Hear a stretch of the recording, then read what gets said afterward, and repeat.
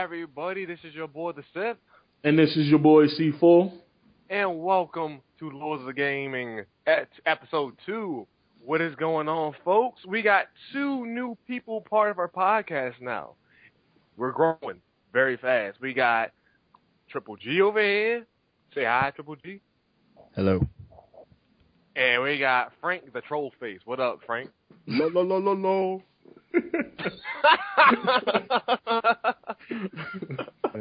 Really, son? Hey, it's in the podcast, so keep it rolling, baby. So, all these 2 guys are new, and they love gaming just as much as we do. So I'm going to ask you guys some questions. You know, first we're going to start with Greg, a.k.a. Triple G. Okay. Triple G, what made you want to join our podcast? Like, what can you bring? What do you got for us? I don't know. I've done like 3 different podcasts in the past. I like recording with people, spitting game, talking about games, bullshitting. It's all good. So. And Frank the troll face. What about you? I like to troll. Alrighty then. Well, thank you, troll face. Frank. Frank. What is your favorite games, my friend? What is the game that you're playing right now? Right now I'm playing the Alan Wake DLC game. And how you enjoying that so far? I haven't got a chance to really... It's pretty much like the actual retail game. But it's just in an arcade. And who's playing the shooting game right now? Who's playing some gunfighting right here? Oh, okay. And Triple G, what are you playing right now as of this moment? Well, I'm not playing anything right now. I'm recording a podcast with you guys. No shit, Sherlock. Don't be a smart ass. What are you playing? What have you been playing? I don't know. I've been playing a little bit of everything. I'm playing the original Silent Hill right now. I'm playing it emulated on PC because I'm getting myself prepared for the Silent Hill HD collection when it comes out on the 6th. So I'm looking forward to that. Let's see, playing a little Thief, the first game on PC. It's pretty good. I have a PC, and everyone knows that. How is that? Should I get that on my PC? I was always wondering about that. The original Thief seems pretty good. I'm still in the training areas. I haven't really played it much. Like I had to stop for a bit and go out when I was in the middle of it. But when I get back to it, we'll come back to that next time, and I'll tell you a little bit about it. How about that? Excellent. Sounds good. Then we already got a topic ready for our next time. Sweet. Yeah, all right. So C4, what have you been playing as of late? Oh man, forgive me, Lord God, for how I have sinned. I have been playing Shank on Xbox Live Arcade. God, That's right. Yeah, this is not a plug for Shank because I am deeply ashamed of myself, but it's a hell of a game. So that's what I've been playing. Also, I've been playing Gears of War 3 lately. Horrible game, but it's a good game to play with your friends. Hey. So, I thought I was the troll here. I'm sorry. I'm not trying to take your position. I'm just saying. Yeah, no. You know how many people are gonna slap the shit out of you for saying something like that? You know how many people... proceed. I'm not gonna go there. You know how many people know you as C, the hater? Man, I mean, you know, that's my name. I'm C4 the Cynical. That's what I do. You know, I hate. You know, I don't even know the people listening to this podcast, and I hope all the things bad in the world happen to them and only them. That's what I do. Well, for me, the games I've been playing, or the game I've been playing the most is Soul Calibur 5. It's an okay game. It's not. Soul Calibur sucks. You know what? How about you play Shank and shut the hell up? How about that? Oh, my balls. Don't do me like that. Let me tell you something. I might actually, I would like to play Soul Calibur 5, but I am not going to pay $60 for it. I'm going to wait till it's budget price. I would wait until it drops down. Right. Yeah, you're not really missing that much. I mean, especially if you played any of the other Soul Caliburs, It's pretty much the same game. Well, the only one I've played, I've only played two of them. I played the first and the second one. I got the first one on Xbox Live Arcade, and the second one I played back on the GameCube when that was new. So. Oh, with Link. Cool. Yep. Trollface, how dare you say that the 5 plays like all the rest of us old guys? How dare you, son? Oh, he said it. He said How it. dare you say that? Hey, man, I'm just saying how I see it. Hey, keep it real, Frank. Keep it real, man. Like, I'm just saying, you're not missing out on nothing new. You just could create some new characters. You have the dude from Assassin's Creed on it. Ass Creed. Mm-hmm. Yeah, Ass Creed. But Ass Creed, some of the characters are just being replaced with other characters, but they have their moves. But overall, I still enjoy the game. But you're just not having nothing new. That's all. Right. And Frank, I noticed that you were playing Asura's Wrath. That game, I was thinking about getting. I was really kind of hyped for, but then I realized it was a Capcom game. Capcom hasn't been on terms with me as of late. So, but you had a chance to play this game. So, can you tell me a little bit about that game? If you story is amazing. I'll give you that. Story is amazing. It should be an anime. It should really be an anime because the gameplay is just involving you just pressing buttons during the cutscenes. Right. That is all. Yeah, that was one of the things that kind of. That was one of the things that kind of turned me off with it. It was pretty much a quick time. The whole game was just a quick time event. Pretty much. Every level is an episode. It's presented as a TV anime show. Like it has an opening, has the credits. They even got the what's that thing called? The inserts in between to let you know you're half done with the episode. And they even got the credits in the end. And they even say, on the next episode. So it's just like you're watching an actual anime. Sounds interesting. I'm a big anime fan, and that right there would kind of get me. Like, I'm trying it's to interesting, but you have to ask yourself, will you actually pay $60 for it? And will you ever play it again? After you beat it. Yeah. That's the hugest question out of it all. I'll probably wait until it hits maybe like a good, decent price, or maybe try to rent it from somewhere. Hey, trust me, it'd be $10 within a couple months. Just be patient. Yeah.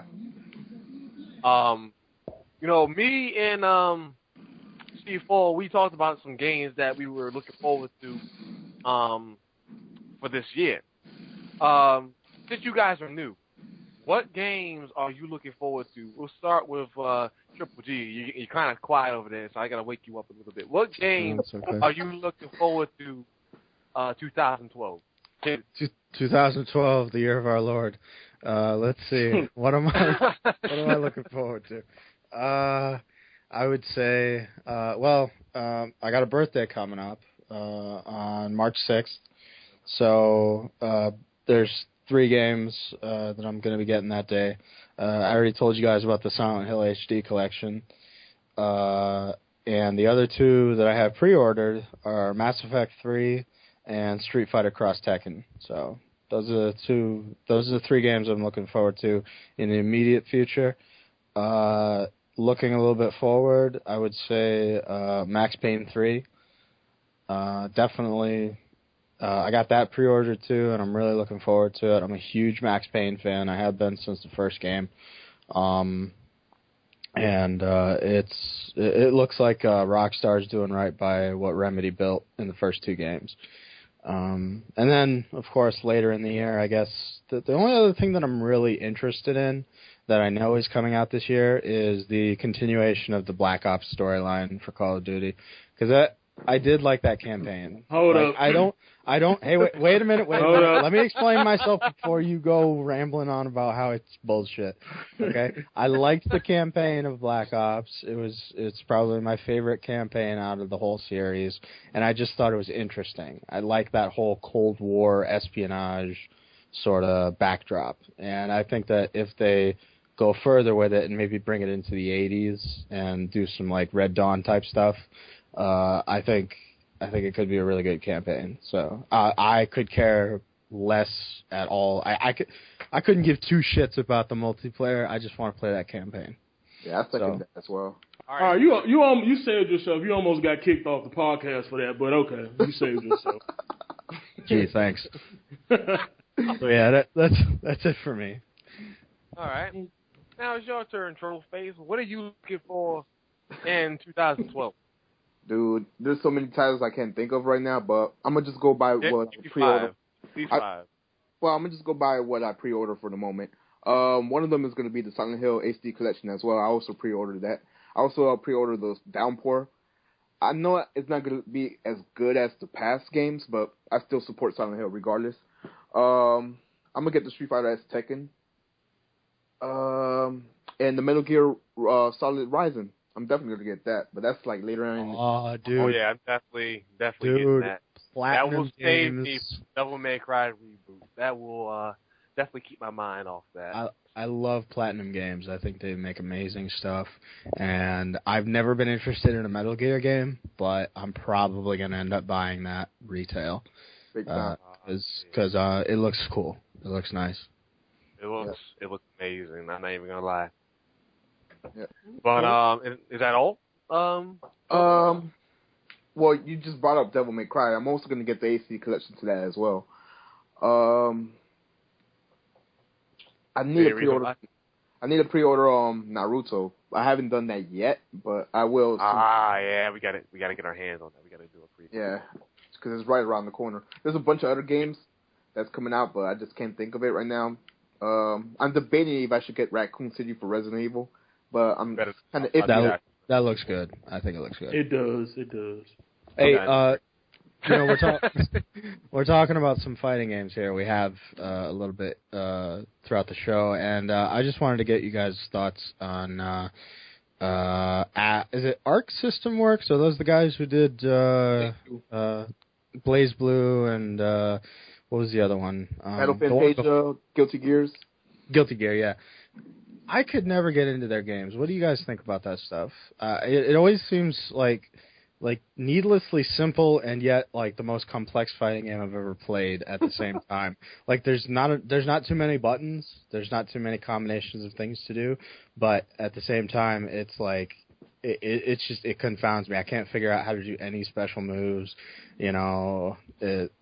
I don't know, and plus I can't really stand the look of Blaze Blue. But what do you guys think about that series? Well, in those games, Trollface, you wanna explain it first? Well, for one thing, I could tell you the story mode sucks because all you have to do is subtitles. You don't even see no animation. I agree with you with the moves set. It's crazy, and some of the move sets you have to unlock after beating the story mode with that certain characters. That's probably why you couldn't even get away with those moves. That sounds like some bullshit. Yeah, big time. I think that game is like meant for people who are in the anime type of fighting. Like, it has a really anime type of feel of the fighting. That's why I enjoy it, because of its 2D fighting, and combo system is pretty decent. It's like it's really consisting of juggles. If you can juggle well, I think you can get through Blaze Blue just fine. The characters are kind of likable. I hate the fact that there's just so little of them. Yeah, I was looking at the roster. It was like 12 people, isn't it? Isn't it only like characters? That's the biggest issue with me is they only have a little bit of them. But I mean, I can sort of understand why, because they're trying to tell a story with them. Granted, it's not great. It's like Soul Calibur 5's story. It's not a great story, but it's there for people who care about it. So. Let me tell you, if you want a good story, and I know C and probably Deadpool, you guys are both gonna shit on me for this, but I don't care.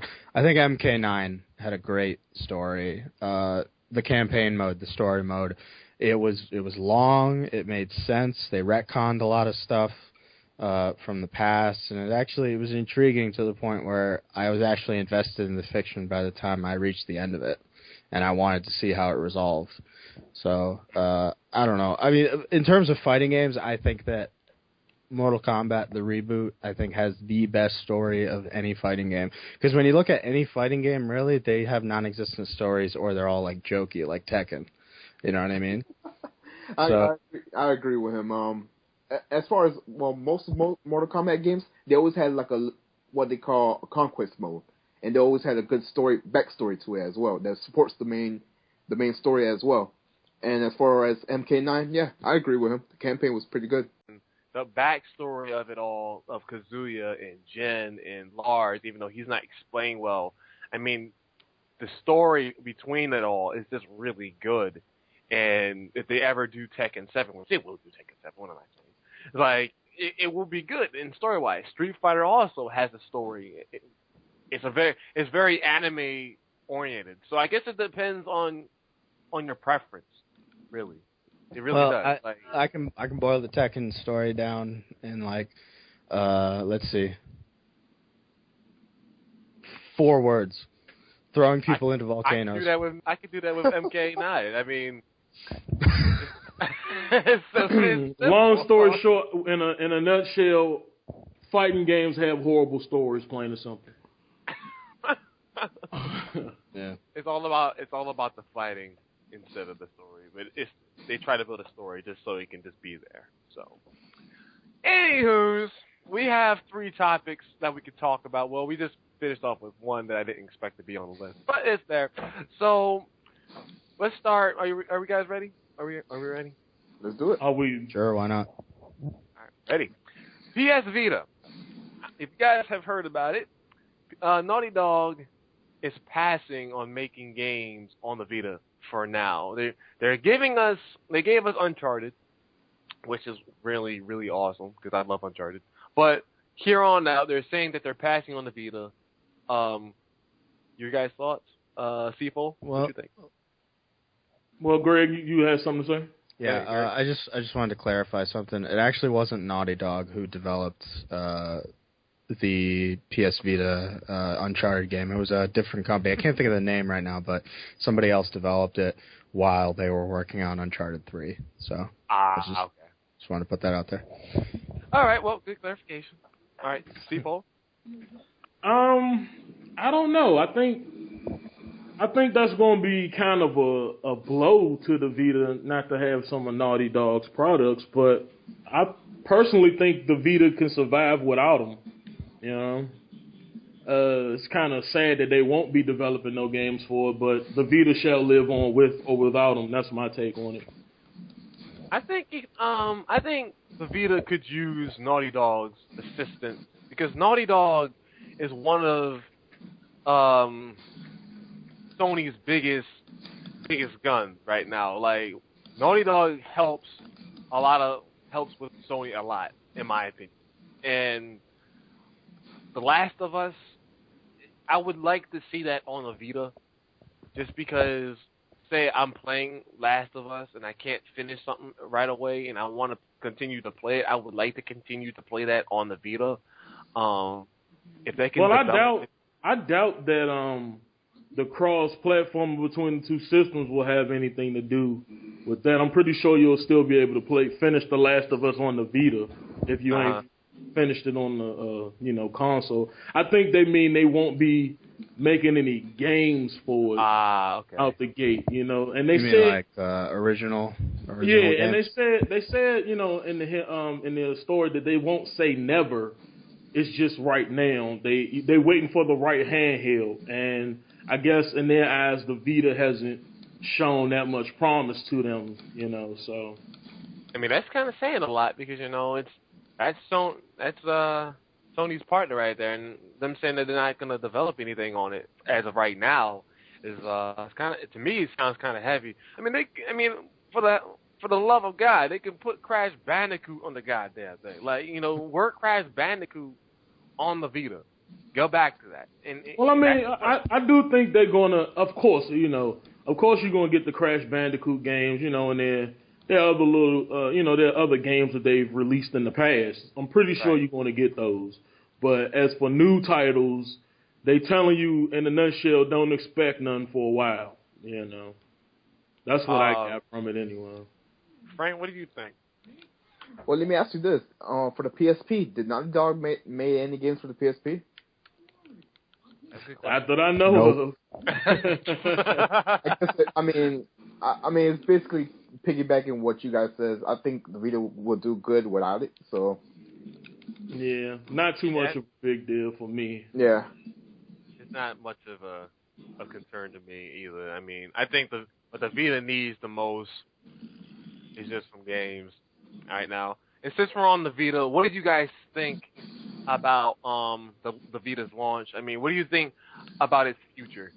For me, for example, I think its future seems pretty sound. I think it's gonna do okay. I think there's gonna be some games on it that's gonna come out that's gonna get me to get that Vita. Just not right now. What do you got? Well, for me, I know I'm gonna get it. I'm just gonna get it later. I'm definitely gonna get it. I see some games that definitely caught my interest. I just probably get it when it just goes down, or probably get it used or something. I second that. Okay.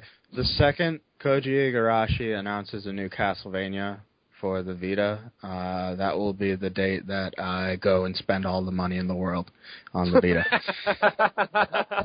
Until then, if it's from Brian Cox, fuck that. If it's anything else, I don't give a shit. All I want is a new Castlevania game. So there you go. I guess Castlevania is your all-time favorite game series of all time. It's not all time, but like I would say Max Payne is probably my favorite of all time. But if there had to be a runner-up or an equivalent, it would probably be Castlevania. Those are my two utmost favorites. They're at the top. So. People thoughts? On the Vita, right? Thoughts, yeah, I think you gave your thoughts, but you have any more thoughts? Yeah, the Vita, I think the Vita has a promising future, you know. The portable market is kind of flooded right now with so many different, handhelds via tablets, phones or whatever. So, but I think it has it can have a nice run.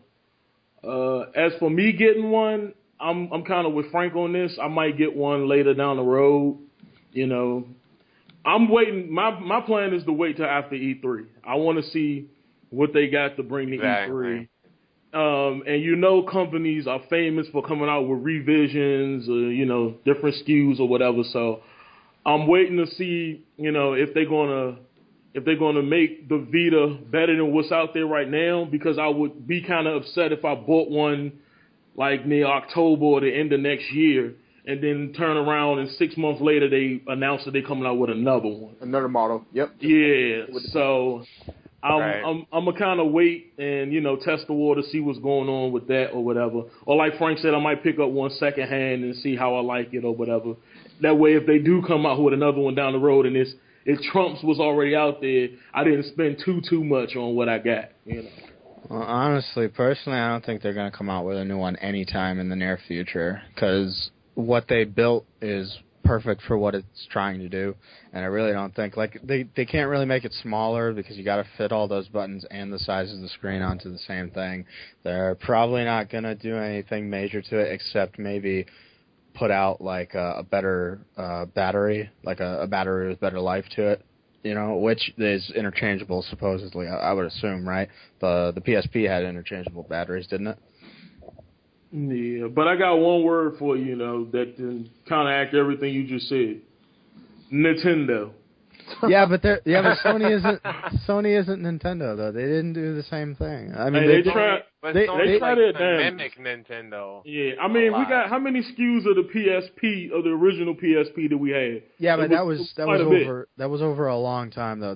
The original PSP design stood on the market for like a year and a half before they released anything new. So. So I mean, my thing is this: they need to have one where they have more gig space. Because the reason why I didn't want to get it right now is because the gig space to me seems small. How much is it? Really small. What's the max? 32. 32 gigs? 32 gigabyte is the highest you can go. Well, even at 32 gigs, I mean, the games themselves only take up like 2 gigs. I mean, at the most. Let's see, they got 4 gig one. And, so, like, if you're thinking about like space, of how much space you want to have on that thing, I think 32 seems like a comfortable amount, because personally, if I had a Vita, I wouldn't be putting anything on it except for games. Like, I don't care about movie playback, I don't care about music and any of that stuff. If I'm gonna buy a Vita, I'm just gonna buy it for games, and that's gonna be the express intent. You know what I mean? Well, I can tell you my biggest turnoff was the price point. I mean, they got proprietary memory cards. And like I said, if I get mine, I'm going to want the 32 gigabyte because I'm not going to want to keep on buying memory cards.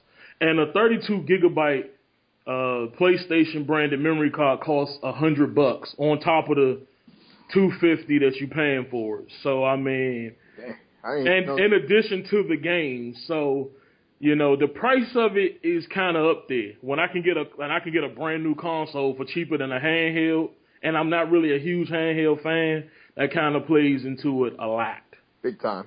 Yeah. That's a lot of money. I can get a 2 terabyte hard drive for $50-$70, so that's a bit much for me. Yeah. So far they only have like 16 and 32. I would definitely get a 32. Because I would use it for multi-purposes. Like I would put music on it whenever I feel. You know, watch some movies on there. So exactly. I would prefer use that over my phone. You know. Oh yeah, and you know, save me some space on my iPhone. But. Yep.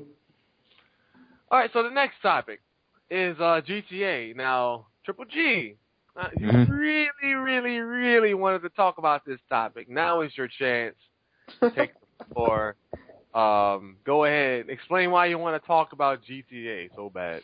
Go ahead. Well, I don't know. I mean, I was sitting around today and I was thinking about GTA 5 because I was looking on Rockstar's website for some reason. I think I was just looking around at soundtracks and stuff. So I saw the GTA 5 logo, so I pulled up the video, which I have on my computer at the ready at any given moment, just to watch it because, you know, I'm that kind of fan. So so I watched it a couple times. Disturbing. Yeah, I watched it a couple times, separated by like a few hours each, and I was just like, man, I love Max Payne, but the only reason we don't have any news on GTA 5 yet is because Max Payne got pushed back. We would be getting a lot more, or a lot earlier, news stories, previews, details, any of that stuff, were it not for that delay. So I don't know. I'm really looking forward to it. I think returning to Los Santos is a great idea because I personally can't stand Vice City. I think it has the most boring map layout of the entire series. Yes, it has the whole 80s vibe and everything, but chances are they wouldn't even do that if they revisited it. Because if you look at GTA 5, it's still set in modern day. So what makes you think that if they went to Vice City, it would be, you know, set in the 80s with, like, classic 80s music? They wouldn't do that for a third time. They already did that twice with Vice City and Vice City Stories. But anyway, like I said, I don't like that map. I think it's too flat. I don't think there's enough exciting stuff to do when you're driving around. It's all straight drags and everything. Right. But when you look at a place like Los Santos, it's surrounded by countryside. And if you look at the trailer, they show mountains, they show dirt roads and things like that. And just there's a lot of interesting stuff that can be done with that setting. And I really can't wait to see what they do for the next one. Because I was a big fan of GTA 4 when it was new. You know, I come into crazy. I played that story probably like 4 times, and then the DLCs a couple times each, and you know got all the single player achievements I could. There's still a couple multiplayer achievements that are just bullshit. They shouldn't have put in there. But you know, I don't know. I'm a huge GTA fan, and I just I'm really excited, and I really just want to hear some more information other than what they've already said. So you guys can talk about that if you want. Well, are you excited for GTA 5, Frank? It's whatever to me, man. No, I think a lot of people feel that way. I mean, it's a lot of people who are excited, but it's a lot of people like myself, Deadpool, and Frank, who just, you know, I won't say we don't care because I will be lying, but GTA 4 kind of left a bad taste in a lot of our mouths. But yeah, it really did. It left a bad taste in my mouth. I didn't really enjoy it. But I can't wait to see what they're gonna do with Grand Theft Auto 5. I mean, I'm not gonna totally write it off, but as for having a nerdgasm over it, I'm not holding my breath, expecting it to be amazing. Well, here's the thing. I think the main reason I'm feeling like that is because I played Saints Row the Third, and everybody... Okay, here's the thing. I frequent Giant Bomb, and those guys went ape shit over this game. They were like, oh my god, it's the best thing ever. It's funny. It's got great gameplay. It's got things that you've never seen in a video game. I played it, and it didn't... I didn't get any of that. You know what I mean? It just felt like kind of rote. It felt like what Saints Row was doing, but with a little bit crazier things. And it was way too short, and there was hardly anything to do. And half of the game was made up of like doing side missions that we already knew how to do from the last game. You know what I mean? It's like, I don't know. I got really brought down by that game, and I was just like, man, fucking GTA 5 pulled me out of this slump because I want a good open world crime game. You know what I mean? Let me tell you something. When I played Red Dead Redemption. That was amazing. That was the most amazing Rockstar game I have ever played since San Andreas. That game was so amazing, and the ending of that game was so strong, and I love storyline games. When I played that last sequence, I'm not going to spoil anything, but that last sequence, and C4, we were talking about this. The late title card. The late title card. This part. This just capped off the whole ending. You remember that? Like at the very end of the game. I'm not going to spoil it either, but after the big thing happens, they go boom. Yeah. Red Dead Redemption. Yeah. And then the credits. Like, oh yeah, like that was so amazing. Like that game, like it had everything that I wanted. It had a great story. It had great character development. It had a good open world AI kind of activity. And it didn't feel like you'd played anything like that before, because nobody's like the only open world Western game that I can think of is Gun, and that was a good game, but it was nowhere near as good as Red Dead Redemption. Nowhere near. It didn't do the open world thing. It didn't really play that part of it up. You know what I mean? It was mostly towns you're going to, connected by like narrow paths to and from in the wilderness, and that was it. Exactly. All right, well, what would be your most memorable moment in Red Dead Redemption? Man, the ending. Okay. Other than the ending, which to be honest with you, if anybody's listening to this podcast and they haven't beat or played Red Dead Redemption by now, you ought to be ashamed of yourself. Slap the hell out of you. You ought to be ashamed of yourself.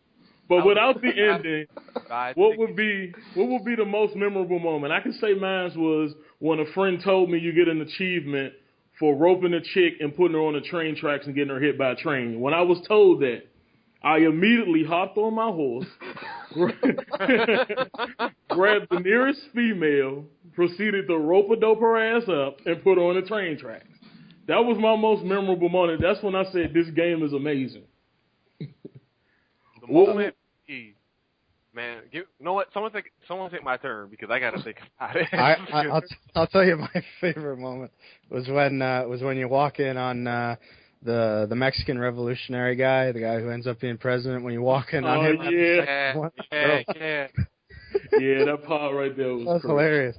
No, honestly though, oh man, what would be the best? I think it's the first time you roll into a town after getting shot in the beginning of the game, and you know there's that whole training sequence where they're like, all right, let's rehabilitate you, and we'll show you how to do a few things, and then after you do that, and then you go to Armadillo. I thought that was cool, like just seeing like this place was basically out in the middle of nowhere. But it still had a lot of life to it, you know. There was people walking around, there was horses, and there was like tumbleweeds going through and everything, and it was just, I don't know, it was really cool to like kind of walk up on a place that feels familiar because you've seen it in movies before, you've seen towns like that, but at the same time you never really did something like that in a video game, not on that level. You know what I mean? You never came in as a stranger into a town, and just like, you know, just like the whole thing behind the game is, you know, you're working for the FBI, the government or whatever, and they're like, you know, telling you got to go kill the dudes that you used to roll with in your gang, and I think, you know, half of it being like a detective kind of thing, you know, where he's like trying to figure out like, okay, where are these guys? I got to go find them and I got to kill them and all that. But the way you get to that point by like doing all these things for people along the way, like the characters you meet. And then you start doing favors for like the sheriff, you know. I don't know, just that whole section in Armadillo at the beginning I thought was probably my favorite part, because in addition to introducing you to the game, it also was pretty expository, and it kind of explained to you like, okay, this is what this game is going to be like. These are the kind of people you're going to meet, you know. Right. I think I found my favorite part of the game. Yeah, go ahead. When you, I think it was right when you get done with the Mexican part. You're on your horse and you have to travel to the next town, and it was nighttime when I was playing it. The music started playing, and it was the one from the VGAs where they were performing it. And I'm a real big fan of music in games, and when they played that music, that was also strong. I felt like not only a badass, but it had like a very, very like mysterious, like kind of like tone to it. Oh, I know what you're talking about. Actually, now I'm thinking about it. It was actually at the beginning of the Mexican part when you're riding in. Oh yeah, okay. That was when that song played. But there was a couple other moments in the game where they used like actual music instead of soundtrack. So, but yeah, that was cool. I liked that was that. Really good. That was a very really good part. Serious, very like spooky kind of, because you're in a strange place and exactly this music is playing. Music can play a huge part in. I don't mean to cut you off, but music can play a huge part in the story. It's like when you hit that moment in Gears of War where I'm not going to spoil nothing, but it's a game changer moment, and then they kick in with Mad World, and it just sends the game to a whole nother level. So I think a lot of developers and they don't always capitalize on that moment where the right score can take that moment to a whole nother level. Yeah. And there was one more part. I'm gonna add one more extra. When you get close to the end of the game, you think it's the end of the game. I think that's what got me. I know I keep talking about the ending, but this is before the ending. Like you're doing normal things, like, you know, wrestling cattle or doing something farm related. Like you think that you're just kind of done, and they're kind of extending it, you know, just because, you know, I don't know how to put it without spoiling it, you know, because, you know, he's an average guy. He's trying to prove that he's just trying to make an average living. And then when it cuts into that part in the end, and, you know, you got to do what you got to do, that mess was hard. I was like, damn. Like the exact moment that I was like, oh shit, like was. I'm gonna try and skirt around this as best I can, but I'm gonna go a little spoilery here. Okay, here we go. Spoiler warning. This may ruin the end of the game. Proceed. Okay, thank you. Yeah, if anybody still hasn't played it yet, two things: shame on you, and skip ahead. Exactly. So, here we go. All right. So when he's in the barn, and they escape out the back, and John Marston is just standing there looking out the crack of the thing, and he's like, okay, he's like counting the guys, and then he realizes that there is a whole platoon of government agents out there, and then there's the part he opens the doors, and then you get like, there's no way I'm gonna kill all these guys. This is not gonna end well, and you start painting targets, and as soon as you pull the trigger, it just, like, they all gun you down, and that cutscene plays, and it's just like, holy shit, I didn't expect that. I felt like when that part came up, I felt like I could kill them all. I was like, I'm gonna kill them all just because of what they did. It's like I have no choice. So I'm just like trying to do my best. And when I felt like I failed that, I felt so bad. Okay, be honest. I want everybody who played the ending of this game to be honest. How many times did you restart that mission because you thought you could kill all of them? I didn't. I knew that. I didn't do it. Okay. Because I felt like I failed and I just didn't want to fuck the story up. Okay, I'm not gonna lie. I'm gonna be mad honest with you. I didn't know he died at the end, so I restarted that mission about 4 or 5 times because I was like, I'm gonna kill all these guys. I will not accept death. Okay, so I did. I restarted a couple times and I said, well, then I started talking to somebody and they was like, no, you die. I was like, so you mean to tell me I kept on doing that and then I couldn't control the ending? He was like, yeah. I was like, well, crap. It was all. But it was still an amazing ending. And the fact that after you died, you became the sun was just awesome. That when you became the sun and then you went out and you had to find the guy that issued that order. Man. Man. You don't know how many bullets I put in his dick and in his head. So I gave him 2 shots in the nuts, 1 in the throat, and then 1 in the head. But I was just like, okay, I'm starting up from the leg, and I just spammed on the right trigger. I was like, boom, boom, boom, boom, boom, boom, boom, boom, boom, boom, all the way up, and I riddled him with probably like 20 bullets. So, oh man, that guy. Well, like I said, though, I mean, we went from GTA to Red Dead Redemption fast. Well, it's part of the story. It's a great game. Rockstar made a absolute memorable game that I can say from this gen is the best. Better than, personally for me, better than Batman. Better than Skyrim. Oh yeah. Skyrim for me is not memorable. Batman also had an ending that was like, ouch. This kind of because let's not get started with Batman now. Yeah, let's not get started with that. I'm not even gonna go into that. Let's not even do that. But that also had an ending that was harsh, but still, it wasn't memorable enough for me. And I love comic books. What Rockstar did here made it so good. And what I want them to do with 5 is to do the same thing. Exactly. I want them to take those elements, all those things that made it so great, and put it in a modern setting. Exactly. That's what I want. Well, here's the thing. I know you guys have seen the trailer a couple times, a handful, and have you noticed, and I'm sure you read up on it a little bit afterward, I mean, you guys probably hit the forums and were like, hey, did you guys notice anything about that, and maybe looked at a few things like that, but the one thing that keeps coming up every time somebody talks about it, there will be multiple protagonists on the same disc. It won't be DLC. It will be one game told from multiple perspectives, because they show 3 separate guys getting into different stuff. Like they show the middle-aged white guy, the guy who's doing the voiceover, the one who wants to get away from that life and all that stuff, and he's been confirmed that like that guy's like his face and everything and his voice are taken from an actual actor, the actor who's going to play him in the game. Okay.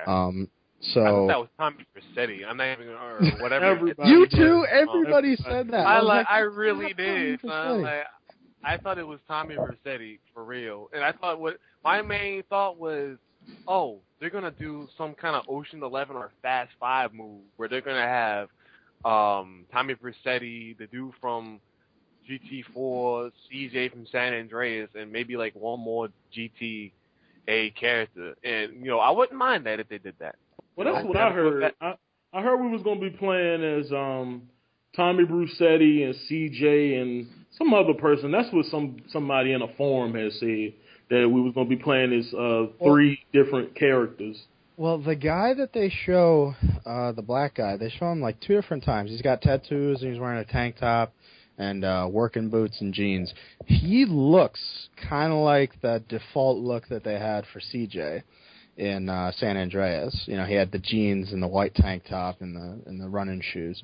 So a lot of people are speculating that it might be him in current day, like after he's seen some shit. You know what I mean? Yeah.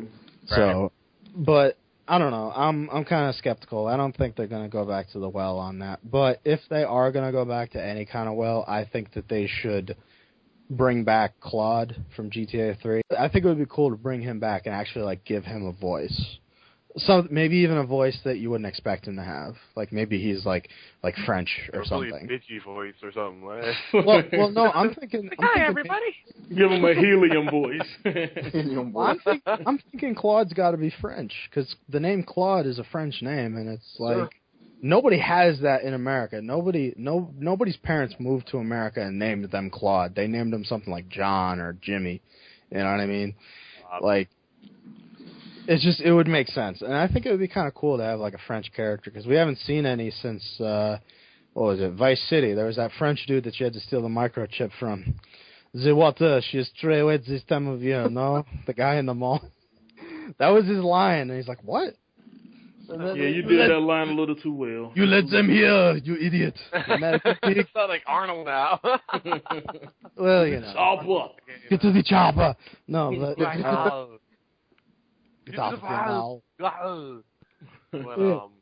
But yeah, though, I mean, that's what they need to do, and that's how I feel it should be done. I think another what I also want to see, since about GTA, what I want to see that's supposedly supposed to be like GTA is Sleeping Dogs. Any thoughts on that? Like any quick thoughts on Sleeping Dogs? Oh man, I'm looking forward to Sleeping Dogs heavy. That looks good. Yeah, that really looks. That reminds me of. The gameplay that I've seen so far when I looked at the interview on game trailers, it kind of reminds me of how they're going back to I don't know if you guys played it on the PS2, but that Jet Li fighting game. Oh, yeah. What was it called? The One? Something like that? Yeah. Oh, my God. Like, I thought that was a movie. No, that was a movie. I know what you're talking about, though. What was the name of that movie? Something. The name of that game. Like, hang on. I'll figure it out. I'm on Giant Bomb. They got the wiki. Yeah, well, I was looking that up. Rise to Honor. Oh, there it is. There you go. Yeah, that's what it kind of reminds me of. The fighting mechanic is like really Jet Li-ish, and I love that because I loved playing that game back when I was like a kid. And how you can interact with the environment and how I know you're gonna like this, C4, how the limbs seem lifelike instead of robotic and computerized. Yeah, it seemed like even his ankle bone was an actual limb. When you saw him kick, like every part of his body moved, and I thought that was just amazing. Yep. I mean, I love action. I love action type of movie type games, and what they're trying to do is really interesting. Square Enix said they wouldn't change a thing. Scared of Square Enix at this moment, but well, I mean, you gotta look at it like this: the game was pretty much done when Square Enix picked it up, right. So they couldn't change too much. Yeah. And I mean, the original True Crime, like the first one, True Crime Streets of L.A., that was actually a pretty good game. The cars handled kind of weird, but they also gave you a lot of control. Like you could go up on two wheels and stuff, like just on the fly because there was like a button for doing stunts. And, the fact that you had to, like, learn all that stuff in the game, like, you had to go and, like, practice from, like, dojos and things like that. Like, who was it, your cousin or something like that, to learn some moves? Yeah, like what was it? It was like a racing school or something. And then, like, you had to go to dojos to learn new moves and stuff. I thought that was cool. I like the character. The character was like Johnny Gat from Saints Row, like this really cocky and mouthy and think he knows it all and is so badass. He was played by somebody famous though. I'm trying to think. Let me see if I can look that up. He looked like Chow Yun Fat to me. True Crime Streets of LA. But yeah, though. So what I didn't like about the game was how the story was. Like the story was just too. When I had to fight a dragon, it was over. The experience was dead after that. When I fought the dragon in the that's too overrated. I was like, what is this? Is he on some chronic or is he on that angel dust right now? I was like, that's crazy talk. I wasn't really a fan of either of the original True Crime games. I hated New York. I didn't like either one. The only memorable thing about the first one was that you could put in a cheat code and play as Snoop Dogg. Other than that, I really don't remember too much about the game. We're remembering some nonsense like that. Man, they had some crazy casting in this game. There was Russell Wong played Nick Kang, the main character. Christopher Walken was in it. Gary Oldman, Michelle Rodriguez, Michael Madsen, Ron Perlman. All these people were in that game, and then Snoop Dogg did his own voice too. Yeah. So I know Christopher Walken was in there because he was the one that the he showed up narrator. He was the narrator of the game. Yeah, and he showed up in the sequel too. I forgot how they were connected exactly, but he was in New York City. I don't know why. But yeah, that was a good game back then. New York was just too I hated New York with a passion. New York I'm gonna be honest with you because I actually own New York. New York had a lot of promise, but it was just broken as all hell. That was the biggest problem with New York. But I think it had a lot of promise. I can agree to that. So, but now that's all out the way. I think our last topic should be about next gen. Now we have a lot of conversations about the future of consoles, the 720, the PS4, which we won't probably see in the hot minutes, which we'll talk about, the Vita, the new Nintendo, the Wii U coming out. What do you think about next gen? C4, I think we should pick one and we all discuss that first, and then we go on. Like, I think we should talk about the Wii U first. That's the system that's on the horizon. We're going to see that this year. And Trollface, do you have anything to say about the Wii U? Wii U, well, not really. I mean, I'm all for it, especially now there's HD. That's a big pro on it. I'm very happy about that. But my we can play Link with some good graphics. Love that. I said finally Link actually looks like Link. We like I like how Link looks. Oh yeah, that's actually how he's gonna look. Yeah, but I mean, my thoughts about it is just the same as the Wii. I mean, it's just there. Hey guys, real quick before we go too far in this conversation, I just want to say, New York City, True Crime New York City had an amazing soundtrack. I'm looking at it right now. It had it had 85 tracks in it, right? And half of them are like just classics, like bona fide classic. Oh, rap. No, some of them were rap, some of them were punk rock, some of them are classic rock, some of them's metal. I think I saw some what do you call it? It's all over the place, but they're all like really good songs. I don't know. But anyway, okay, so the Wii U, right? It looks good. I would like to see an HD Metroid, and that's the only thing I care about. I don't care about Zelda. I don't care about Mario. Just give me a new Metroid, and I'll be happy. That's all I gotta say about that. First of all, I have a few requests.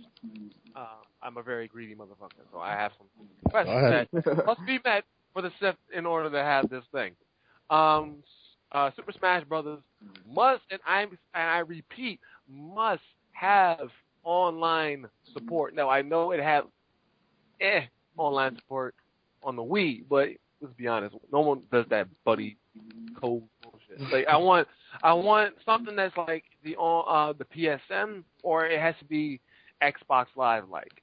And if you can manage to do that, if you can manage to have an online service and make Super Smash Brothers a online game, you automatically, and I mean this, automatically got my purchase, because I've always wanted to play other people around the world with Super Smash Brothers. I mean, Super Smash Brothers is such a great, fighting game crossover. So I just would love to see this become an online type of game. And I just want to see the online service for the Wii U. It has to stay in competition with Xbox Live and PSN. It really does. Big time. Yeah. C4, you got anything for that? Wii U, I'm happy about one thing, and this has to do with the Wii. We finally getting another Mario Party. So can I get a yay for that? Because Mario Party. Mario Party used to be the shit. Man, who did that? Who did that right now, son? That was Triple G. Kick his ass out the podcast. Yo, son, get the stepping, son. Oh, that was funny. Well, yeah, man. As far as the Wii U goes, well, I got to pause for that. That made me mad, son. If you cannot respect Mario Party or respect Metroid, I should slap that out of you, son. I'm sorry. I mean, hey, don't get me wrong, man. I felt exactly what G said. I'm not one of those people who, dwell on Zelda or Mario. So another Zelda game, another Mario game, that's not going to sell a Wii U to me, I'm looking forward to a feature-rich console. I need a online service comparable to what we have right now. I don't want to send nobody a 32-character code so they can add me, and I don't want to have to do that for all my friends. Yeah, I hated that, man. They really need to step online. But to be honest with you, the Wii, I'm kind of like Frank. I agree with Frank again on that. It's kind of like, man, Nintendo really hasn't shown me too much of anything the past 2 generations, so I'm not super excited for it, but I do want to see what they have to offer. I haven't really seen too much of anything right now to get me, in an uproar excited. So as for the Wii U, we shall see around E3. Maybe when we're doing our podcast around that time, we all have a little something to say about it. But as for right now, I think we should make some plans for that. I think we should do a live stream of the pod of E3. In every announcement that comes up, we should definitely we'll have like an opinion. Like, we'll have our reactions right then. Like, Halo 4, oh my God, orgasm!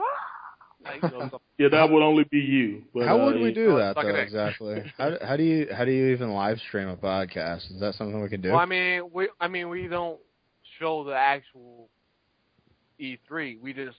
Well, yeah, I know. I'm saying like the. Oh yeah, we did that last year, Deadpool. Yeah, we did that last year. Yeah, we did that with Gay Zozo. So. Well, if you guys are doing it, I'm down. Yeah. All right, well, we got a plan for E3, guys. So look out for that. All right, there.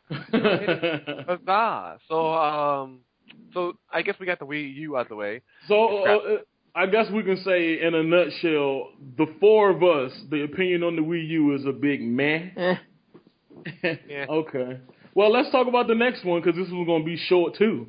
What do you guys think about not seeing the PS4 at this year's E3 and possibly not at next year's E3 either? My thought on that is simply how dare Sony not go another fucking PS4? I mean another PlayStation. Let's be honest. And I know some drones are gonna probably, you don't know what you're talking about. The PlayStation's good. Let's be honest here. The PlayStation needs something new and quick. It's still, it's kind of bittersweet for me. I want to see it because it's needed. Because I need to see something new. I'm getting tired of seeing these games that have no replayability at all. And I think a new console with better features would do some justice. With that being said, it would still probably have the same effect than what it has today. So, I guess in a nutshell, I don't know. I got this to say about what you said. I personally don't think Sony needs to put out another PlayStation because the PS3 is very strong as it is right now. Now the online could use a little help, and the X&B could use a little face uplift or whatever. But you mean so it won't be complete dog shit? Yeah, I agree. It's not complete dog shit. It's just not as good, as it could be. I personally think a new console isn't necessarily needed because the PS3 has the raw power. When we get the new consoles, we only getting them for the most part for graphics anyway. Only thing we really getting them for is graphics. And sure, each individual console is going to have something that's going to make that we're going to like, but when it all boils down to it, we upgrading because of the graphics and the new games that's coming out. So I honestly think the PS3 can go a couple more years in the race with the Blu-ray that it supports. Now, let me break it down. Okay, I think Sony could come out with a PS3 revision where it's still a PS3, but you know when they came out with the original PS3, nobody really knew how to handle Blu-ray. So that's why you have the problems that you have with the PS3 now with the mandatory installs and sometimes the long loading times or, you know, it not performing as well as its 360 counterpart. You know, not a lot of developers didn't really know how to handle Blu-ray. So what I think they should do as opposed to coming out with a PS4 is just come out with a PS3 revision where it utilizes Blu-ray in a better way than the current PS3 is doing. Where we come out with a system that, you know, that could just play the games a lot better than what they're playing right now. Because, let's be honest, next generation ain't going to do nothing but use Blu-ray. So we already got Blu-ray out there. Sony's pretty much halfway there. They just need to find a way to utilize it better than what they're doing right now. So is another system needed? I think not, but they need to, you know, kind of fix the problems they're having with the current system and just come out with a revision. I think they could make just as much money as they would if they came out with a PS4 just by doing that. So because I know reboot it, what you're saying. Yeah, I would say like reboot. Complete utter reboot the PlayStation and have it make it to where it's what everyone wanted. Like, cause what we have now is not what people want. It's kind of what people are dealing with. Yeah, I mean, it's like, and like I said, I'm not really a PlayStation fan, but I will admit that what's there now is decent. It's just not the best it could be, and it's because, you know, Sony tried to push something different, and it turned out to be, you know, victorious in the HD DVD battle. But gaming wise, Blu-ray wasn't necessarily the best thing for it at the time. You know, so yeah, I think if they would have kept up, like, kind of stayed with the 360 and instead of trying to get the jump start that it did, I think it would have actually surpassed the Xbox. Yeah, it would have because no, I was just saying it would have because you know, the PS3 has some phenomenal titles, you know, and some great looking games. It was one of those things, kind of like the Dreamcast. I believe that was ahead of its time, pretty much, you know. So, but what you think about not seeing the PS4, Greg? I don't know. I mean, I was thinking about getting a PS3 at some point just to play like Uncharted and a couple other Sony things, but there's really not much in terms of first-party stuff that I really want to play, and stuff that's exclusive to Sony. No Test 514, no Uncharted 3, no Last Guardian, no Last of Us, no none of that. Well, the only one that really interests me that I've seen recently is The Last of Us, just because it looks so... Like, it doesn't look unique per se, but it's different enough from everything else I've seen that tries to do something like that I'm willing to give them a fair shake, because they did make Uncharted, Naughty Dog, and, you know, if they can do what they did with Uncharted in terms of, like, acting and portraying that on screen in a video game, I think that this could be a really good game. And personally, I don't care about games like Heavy Rain, because I think Heavy Rain is complete garbage. And my heart! It was so bad. There were so many plot holes in that story. It's like, and in addition to that, it was all just like, well, you got to hold the X button and now hit R1. Now put your foot over your head. You know, it was so convoluted. It was hardly interactive. Like, it was interactive, but it was all like QuickTime events, you know? Yeah. Right. Yeah. It was like kind of the same thing with Asura's Wrath. It's an interactive movie, and yeah, exactly. The movie that Michael Shyamalan would probably do. Who the hell is Michael Shyamalan? Is that what M. Night's first name is? Because he only goes by M. Oh wow, I call him Michael Shyamalan. Yeah. Wow. Oh, I thought the end staff. What if I got? Okay. Well, now his name Michael is Knight now Shyamalan, yes. Okay. Yeah, okay. Well, did Frank give his opinion on the PS4? Well, C4, He you did took not. pretty much my whole opinion right there, man. I mean, I think they should take their time because with this generation of gaming, I honestly think Xbox did better. That's just my opinion. And every time I try to prove them right, the PS fanboys just be like, we're still better. Yeah. Like, we got more games than you. We got more games. We got exclusives. So that matters. I think Sony should take their time and when it's right, they should come out with it. Exactly. Now, no, sorry to interrupt, but I really think it would be messed up on E3. Be like, guess what? We trolled you. We do have a PS4. you know, that's honestly what I'm thinking because one moment I saw an article that said Sony and Microsoft guaranteed to show consoles at this year's E3. Then I saw an article saying Sony says no PS4 at E3. Then I saw another one saying maybe a PS4 at E3. And now I'm seeing an article that says absolutely no PS4 at E3. So I'm kind of like thinking that we being trolled right now, but I guess the only way to find out is to wait till E3.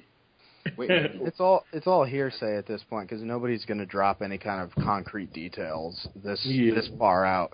Like if something's going to happen, it'll either get leaked like a week before E3 or we'll know the day of the press conference. Exactly. Yep. And there was another thing that they were talking about that I saw a news story on. They're putting out a patent for something like a new iToy, but it's supposed to be closer to like Kinect. It's got like similar to Kinect functionality to it.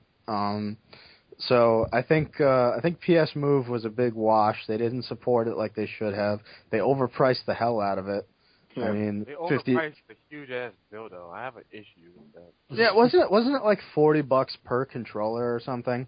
Actually, it was like $50 per controller. Yeah, and then you also had to buy the iToy for it to work.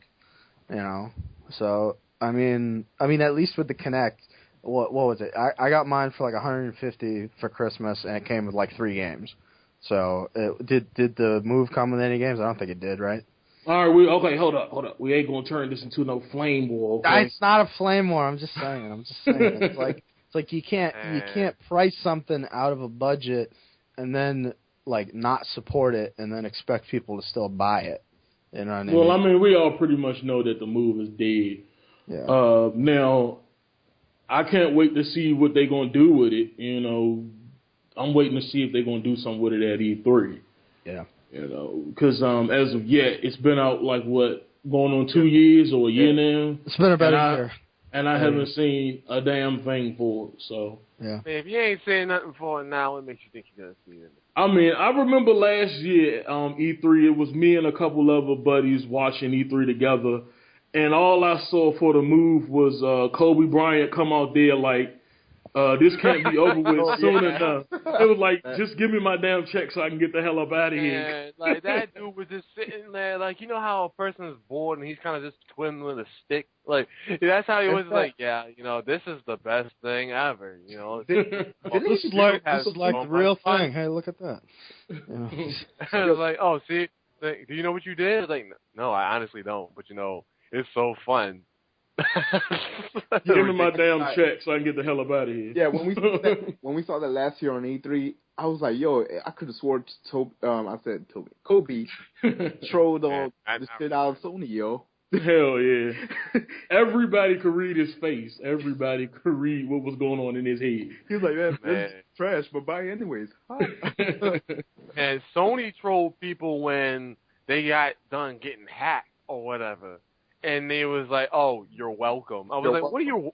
Why are you saying you're welcome to the fact that you know you hacked people and then you gave them old ass games as a reimbursement?" Well, they never said you're welcome. I gotta blow the whistle on that one. They did. They said what's his name? What's his name came out there? Oh, what is his name anyway? I should know his name. Who's the lead guy over there? The CEO of Sony or Kaz Hirai? No, SCEA. What's his name? Trent or something. But anyway, he came. He came Howard out. Stringer? No, not Howard Stringer. It was the other guy. But anyway, he came out and he was like, "Look, I know what you guys are thinking, and I'm really sorry." And he spent like 15 minutes just apologizing. And then they're like, "But we're gonna make it up to you." And then he went on and did the whole spiel for the press conference, which everybody was walking on eggshells at that thing. Everybody was like, "How are they gonna approach this? If they try to joke about this, they're gonna fuck the whole thing up." You know. I mean, to be honest with you, they ought to have been on eggshells because first off, they told everybody they were down for maintenance, and you tell everybody like 48 hours late that their information has been compromised. Yep. Yeah. I mean, they ought to have been, they ought to have been on eggshells because that is a poor way to run their business. They should have let people know immediately that we have been hacked. You need to cancel your credit cards that you have attached to your PlayStation account, so on and so forth. We will be working on reimbursing you and so on and so forth because you don't leave people wide open for 48 hours. I mean, people could have bought so much shit with people's credit card information. You know. Yeah, that was like that moment of assessment should have been used. Okay, look, something bad has happened. Do what you got to do to take care of your account details, and then we'll figure out how to fix this. You know what I mean? Man, I still smell bologna. Anyway. All right, well, on to Microsoft. Microsoft is next. As you know, no, I definitely want to do this one. 720. There's been a lot of rumors consistent of this thing. Nothing really positive coming from the rumors. So far, the rumor is that it's using I forgot the name of the graphics card. But it's not well updated like as they perceived it was going to be. They were saying it was going to have Avatar-like graphics. And with this graphic card that a lot of PC gamers are looking at, they're saying that this thing is no better than what people have in their CPU, on their new CPU as of today. What do you guys think about the rumors? What do you guys think about the 720 and coming to E3? Chances for that? I think that a lot of the PC gamers that are talking about, like, look, we already have this hardware. The thing is, the 360 is running ancient hardware at this point. The stuff that they put in to the Xbox 360 when it launched was outdated to begin with. There's hardly any memory in it, or hardly any RAM. There was a low-grade graphics card considering what was out on PC at that point. The thing is, the main difference between the two is that, you know, if you're designing something specifically for those specifications, you can get a lot more out of it than you can with a PC game because you need to be able to make it as compatible as you can with pretty much any interface. But when you're designing for a specific tool set and a specific set of hardware, it makes it a lot easier. Like, if you look at some of the stuff that's coming out right now, they're pushing the boundaries of what the system can do. And, you know, a lot of it, you know, if you tried to release something on PC that was comparable and tell people, yeah, you can run it with this hardware, they wouldn't be able to run it because everybody's PC is different. There's all kinds of variables that go into that kind of stuff. All I'm saying is that if they use current technology and make it at least a little bit cheaper, but with like a solid 60 with really nice looking games, you know, like a solid 60 frames per second, that's all I really care about. The other thing that I care about is that all of my DLC and all of my, like, for example, my Rock Band songs, my arcade games, my games on demand games, I want them all to be compatible with the next system. That's my main sticking point. If that's not going to happen out of the gate, I'm going to hold off. Exactly. But that's what I was telling Deadpool the other day because we was discussing the new graphics card that's going to be in the 720, and I was telling him pretty much what you told him. I mean, if you look at the graphics that we have now on the 360, you know, and that was already outdated when the 360 came out. I mean, this new graphics card is really going to be leaps and bounds better than what we have now. So I really can't, find too much of an argument. Oh, go ahead. Go ahead. What were you gonna say? I mean, I think it's fine now, and that's good. It's fine now, but if it's a new console, it's time to look better. Like, a new console is supposed to represent something new. You're getting a different look from what you got before. I'm not saying it's gonna look the same when it comes out, whenever, but I expect, like I said yesterday, I expect some bang for my buck. I'm not a graphics whore. I want to stress that clearly. I'm not, because if I was, I would be on the PlayStation right now. If that's how it was, but I just want my money's worth. I'm not gonna spend $300 on something that looks almost a little bit identical to what the 360 has. I just don't see the purpose. But that's what we're saying, though. It's not. See, you're thinking of it the wrong way. Look at the hardware that is in the 360 right now.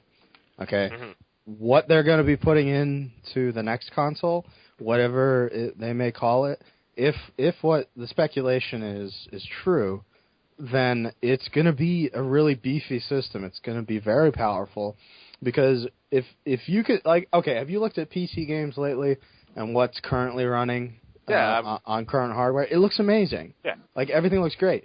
And the thing is, they're putting out games that were comparable to, like, I would say, like, mid-generation PC games right now. If they're able to do that on the hardware that's in the 360, that hardware is like 6 years old at this point. Or 7 years old. How old is this 360? 2005, right? It's going on 7 this year. Yeah, so almost 7-year-old hardware, and it's able to do what it's doing now. If you honestly think that if they put in something that's like 3 or 4 times as powerful as what's in there right now into the next one, and it's not going to look any better, you're crazy, Deadpool. Crazy, man, crazy. You're out of your mind. You're not thinking the right way about this. You know what I'm saying? I mean, I understand that, but it still comes down to how it's gonna look. I think for me, when I see it, then I'll be like, then criticism will be aside. But as of now, as of how the PC gamers are looking at it, how I'm looking at it, I was gonna say, I personally think you letting other people's opinion cloud your judgment on the situation. No, this is going by what I think. Okay, do you remember that tech demo that they put out for the Unreal Engine? Yeah, we were talking about yesterday. Yeah. Unreal Engine 4? Yeah, it wasn't even Unreal Engine 4 at the time. That was just like modified Unreal Tech 3. Oh, crap. Yeah, and that's how good it looked. Imagine what they're going to do with Unreal 4. And they said that the next generation of consoles will support it, and it will look as good, if not better, than that tech demo. Nice. If it looks like that, like I said, it will shut me up. But as of right now, with the room, it still stands. I just don't see myself if it's only going to be slightly updated. Then no, it wouldn't get my purchase right away at launch. Let me specify. I won't buy the 720 at launch if the rumors stay true to what it is and it doesn't look impressive enough for me at launch. All right. Now be truthful to everybody and let them know you wouldn't buy it even if it was leaps and bounds better. What do you mean? Like, if it was completely leaps and bounds better, if it was like, oh my God, Jesus Christ, damn, okay, I'll buy it at launch. But if it looks like it does, that I'm saying, then no. But Troll Face, what do you think? Pretty much what you guys say. Aside from that, what you guys said, I want to know what else could they offer. I mean, the current. That's what I'm thinking. Because the current 360 has everything you could put on it now. I mean, even with these new apps and the dashboard thing, I'm trying to see what else could they add. I mean, aside from that and the Blu-ray player, that's all I could think of. Yeah, a lot of those questions, I'm hoping they get answered at this upcoming E3. But seeing as though yeah, because they're gonna be unveiling it or supposedly unveiling it, we should get info on a whole lot of that stuff. Yep. A whole lot of that stuff. I mean, but well, as of now, I mean, what would you put on there? Like, what do you think? Like, for me, I don't even know. Like, fuck. Put Gamefly on there? I don't know. Like, what could you put on this thing? Like, he freaking right. You said Gamefly? Yeah, put Gamefly on it. Well, since you brought that up, Gamefly is currently working on digitally renting out games, which I think is going to be phenomenal because you will have unlimited renting at your fingertips. You know. Let me ask you this: won't that hurt the developers? That's a good question. I think that would. I wouldn't necessarily say yeah, because you got a lot of people out there who feel as though, you know, if they like something, then they're going to support it. You know, like Triple G. Triple G is one of those people. If he likes something, he will make it his objective, his goal to go pick it up. He will make it his goal to pick it up so he can support the developer, so we can get more products that he enjoys. You know, so it's a lot of people out there like that, and not to mention that, you know, even if they do go that route, like on live, you know, they have an option where you can rent a game for 3 days or 7 days or whatever, and I'm pretty sure the developers see a portion of the earnings that they getting, so. I don't think that'll hurt developers too much. I mean, we got Gamefly now and it ain't killing the developers. Right. With that being said, I just remember there was a rumor, well, I don't know if it was true or not, where they said the new Xbox won't support used games. You brought up the next topic. We almost forgot about that. I didn't forget about it. That's what we were going into. I knew you guys were going to talk about that. That's what we were going into next. And I'm still with you, C4. I think it's a load of hoopla, and I don't think that it's actually until Microsoft says it, I'm not going to believe any of that bullshit. And I refuse to believe that because, first off, you know, I think saying something like that it's just suicide, you know, because there's going to be so many people who are going to oppose that, you know, out the gate the system is going to fail. So I think that's a bunch of hoopla, but let's just roll with the punches and say it is a possibility. It would be something that would, you know, turn me away from the system. I can't lie. I mean, the way I see it is, it's a rumors, and I usually don't object rumors, because rumors usually have a reason for it being told. Unless not necessarily. Unless it's Frank the troll over here trolling the hell out of people. I mean, I was gonna say sometimes people just want to have something to say, but they have absolutely nothing to say, so they make shit up. You know, that's a really big thing to say, though, and for it to spread the way it did, and it came from Kotaku, out of all people. Kotaku is full of shit all the time. I was going to say, how many stories? They will post whatever as long as it gets them I know it's clicks. ass, though. I know Kotaku's ass, but a lot of people go to it. So. Yeah, a lot of people go to it. I don't go to other places. Kotaku will post anything just to get clicks. Like they post half-naked cosplayers and half-naked cartoons half the time, and they're like, "Oh, this is newsworthy." Throw it up, and then they do whatever they can to get clicks and ad revenue. Let me tell you something. There's two things here. If the next Xbox is locked out from used games, I don't have a problem with that on one condition. They start approaching the games on demand aspect like Steam. Day and date releases, sales, frequent sales, good sales on popular games and things like that, and lowering the prices at a reasonable rate and a reasonable amount. You know what I mean? If they do that, I could completely get behind it, because as long as everything is still on my hard drive, you know, and they don't take that away from me, I don't mind it so much. And if I still have the disc and I can just like install it, you know, and not have to put the disc in, that's half the reason. In fact, that's actually like 75% of the reason why I use games on demand in the first place. Because some games I just want to have sitting on my hard drive for whenever I want to play them. You know what I mean? Oh my god! Yeah, we hear you, lazy boy.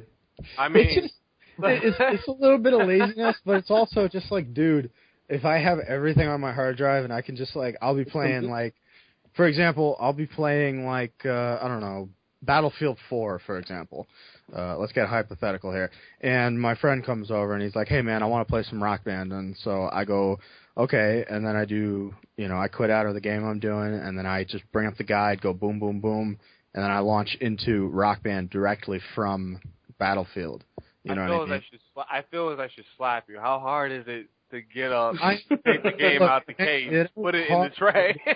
It ain't hard. I'm just saying it would make things a whole lot more convenient. I wouldn't have to lug around this big honking CD case that has all my games in it. In America, when I go this is to friends' why house. America's fat. It's good because it's convenient. Well, think about this. I gotta agree with Triple G though.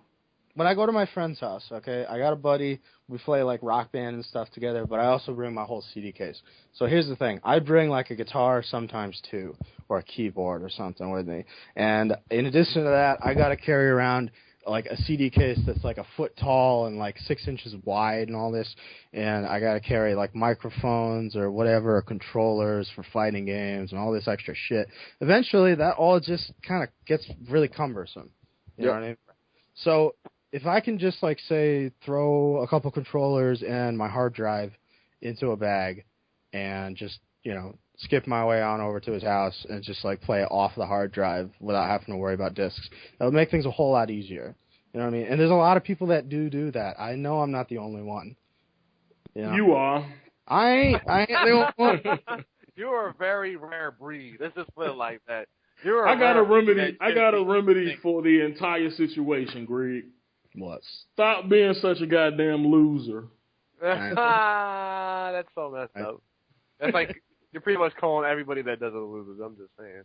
Greg is the only person though, so I'm only talking about Greg. I mean, I can understand where he's coming from though. Yeah. Because like for me, I'm not like let's say Ways of the Samurai. I just went and purchased that off there.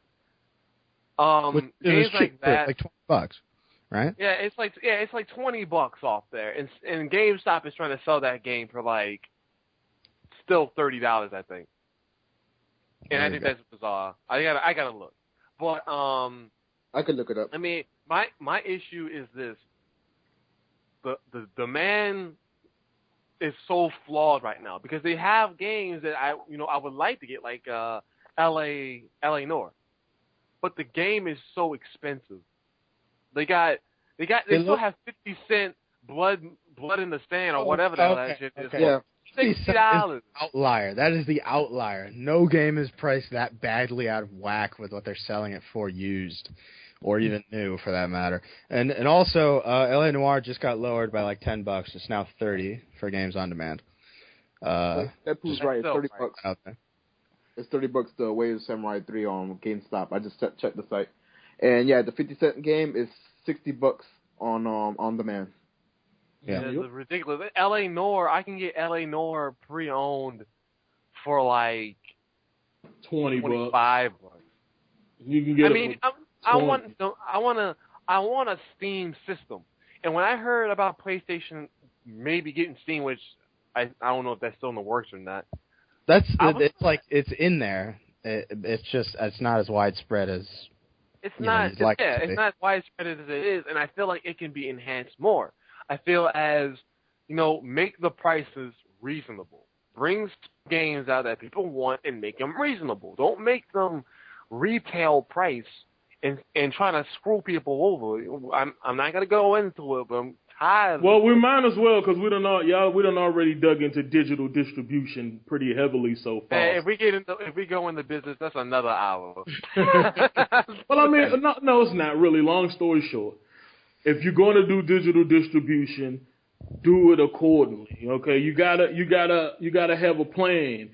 I'm not going to pay you $60 for a digital version of a game when I can have an actual copy that's mine. And I can lend to a friend and I can do whatever I please with it. I'm not going to. I can scratch it up as much as I want to. I mean, for real, I'm not. That's just it. I'm not going to pay $60 for a virtual copy of something. An invisible game. Yeah, an invisible game. That's my whole thing. So if you're going to do that, digital distributed games automatically need to come out at $40, like PC games, automatically. Well, Because PC games are going toward like 50, 60 again. They're like starting to go back up to 60. They are. Depending on the game. I did though recently. There was a sale on Wolfenstein, the new one, on Steam, and it was only like $5. So I was like, okay, because I had it on 360. I never finished it, so I was like, all right, I'll give it another shot for $5. You know, and if they can do something similar to that on Xbox Live, that would be great. You know, just like regular sales, like midweek sales, is like crazy stuff. You know, lowering it by like 75%, and you know they would get a lot of business if they did stuff like that. As it is now, though, they don't make enough money for what they're offering. Like, you know, if they had more sales, they would rake in millions of dollars every midweek because they would put something down by like 75%, and people would buy the hell out of it because it was a great deal.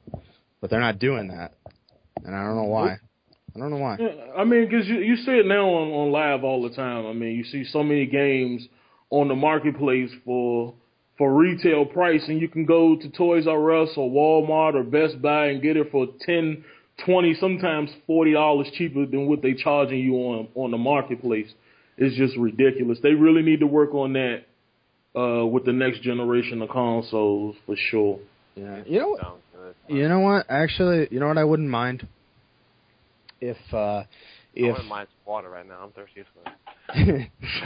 Well, if they released Resident Evil 6 day and date with on games on demand as well as on disc for the same price, I would go for the games on demand version because I've already got like the last 3 games in the series on my hard drive, just sitting there from the games on demand releases because they lowered Resident Evil 5 to like $20. I was like, okay, I'll pick that up for that price. I paid $20 for Code Veronica X and Resident Evil 4, you know, so why not? But yeah, digital copy, yeah. Yeah, and it would be nice. It would be nice if companies would say, hey, you can put this out the same day. You could charge the same price for it, but you know, maybe people will buy it either way. And it would actually curb used sales because if they buy it on Games on Demand, there's no way to turn it in when they're done with it. You know, so it's a better sale for them. Let's talk about that because that's something I wanted to bring up. What is this guy? This guy who is the CEO of Saber Interactive, he actually has something to say about the new Xbox not allowing people to play used games. And he said blocking used games is unfair. He believes that people who actually pay for their games should be allowed to sell their games to whoever they want, whenever they want. Yeah, I can agree with that. I mean, obviously the only outlier to that way of thinking is, you know, digital distribution and buying a digital copy. There's no way to sell that. You know what I mean? Because that's yours. You buy it once and that's it. It's yours. You can't sell it to anybody. Because it's in the ether. It's not even like a physical product. It's just data at that point. Well, I did hear that Steam, I heard this through the grapevine. I don't know how true it is, but I heard Steam is supposed to be working on a used game market where you can like sell games digitally. I think. You're supposed to be able to sell your games digitally. Now, I don't know exactly how that's going to work, but I think that's pretty cool because I think that sounds retarded. How did you do that? But give them a download. But you gotta look at it like this, though. I mean, just like you would give somebody a physical game. I mean, it's a lot of games people buy because they get caught up in the moment. I have done this on Xbox Live, where you buy a game because of the nostalgic memories or whatever, and then you find yourself never playing it. I did that with Teenage Mutant Ninja Turtles Arcade. I played it 2 times, never touched it in, 3 or 4 years. So, you know, being able to resell it would be kind of cool because I ain't getting no use out of it. So I think it's a cool idea. Now, how it'll work. I mean, I guess you would give them the file that you the installer has, and you would just sell it, I guess. Yeah, Actually, that's the only way I see it. Like, yeah, we'll see how that works out. It's kind of like torrents. It's like you sell the whole file, and there you go, there you have it. But then people are going to be like, why would I do that if I can just download it for free? Well, I think that's what piracy. I think the way that this could work is two things. One, you'd be able to trade games with your friends even if you already own it on your profile.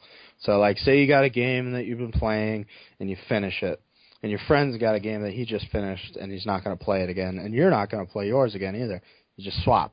You trade them. Solid trade. Yeah. And it's no longer on your profile. You don't have access to it anymore, but your friend does, and vice versa. In addition to that, if you're able to sell your games and get like a credit back on your account, like in your wallet or whatever, Steam wallet, and say, okay, I'm done with this game. I'll sell it to you, and you give me like, I don't know, like knock it down by like half, and you can give me whatever. And they give you that credit back. And again, it's no longer on your profile. You can't play it again, but you have this money that you've gotten back, this credit from. And I think that's what Steam is going to be doing, instead of having you stuck with it, because that's what the CEO of Saber Interactive said. He said he doesn't feel that people should have to keep a game around that they are no longer playing. That's what he said. So I do think that's what Steam is going to be doing, where if you get tired of a game but you want to buy something new, because it's just like GameStop, where if you buy a game, you play it, you feel as though you're not going to use it no more, you're going to be able to trade it into Steam. They're going to give you a certain amount of money in your purse, and you're going to be able to, put it back into their hands in a nutshell. Say you bought like Battlefield 3 off of Steam or whatever, and you're not playing it no more. You can then resell it back to Steam, get maybe $15-$20 for it, and you can, spend that in the Steam world again. I think that's how it's going to work. Yeah. And I think that's pretty cool. Well, I just saw this on IGN, and it's kind of convenient because we're talking about the next gens, and they're saying they have results for next gen's most wanted, and 32% people want playable used games. So that's interesting. They give some reasons why. 28% says carry everything forward. 13% modifiable hardware. 9% focus on entertainment, like movies, Netflix, Hulu Plus, stuff like that, TV shows. 7% wireless everything. I could do without the cables, because I'm fucking hating cables right now. I hate getting tangled in them like webs. Another thing. Another thing. I just want to say this before we keep going here. My Rock Band instruments and my Street Fighter fight pads, I want those to be compatible with the next Xbox. Because if they're not, I wasted a ton of money. You know what I mean? Well, I'm pretty sure you can't come out with a new console. You wasted money buying consoles from the past because you can't play them. Like the Xbox games that you have from the past, some of those are not backwards compatible, which I thought that was bullshit. Oh yeah, exactly. But the Xbox One didn't have the kind of market share that the 360 has now, which is why I have a feeling that everything is going to carry over. They're going to at least give us that courtesy of okay. I mean, you can't come out with a new system without USB ports, and pretty much everything for the 360 runs off a USB port. So you can pretty much guarantee that all of that's going to work. Yeah, there's going to be, that has to slow down. 6% says digital rentals and streaming games, so I kind of like to see that because that means not that many people want it, and that's good because I like my hardcover copies.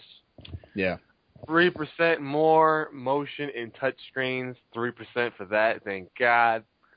And 2% social and community focus, like Facebook, Twitter, Google, and So I thought that was a pretty interesting little thing they had up there. Yeah.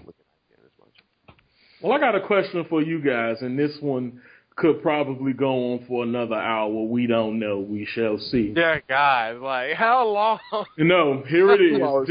This is the question that's been burning me for the longest, and we were going to do this a couple weeks ago, but we had some technical difficulties and we couldn't get the podcast done. Okay, so this is the question: will this generation of gaming be playable 10 years from now? Hopefully. I would say the question is, well, you let Frank and let Greg give their opinions first. Yeah, because I gave mine like billions of times, and we'll do ours last. Yeah. Now, you talk about this current generation? Will this generation be fully enjoyable 10 years from now? But you talk about like current ones, like 360 and the PS3? Yep. It'll fade out. It will fade out.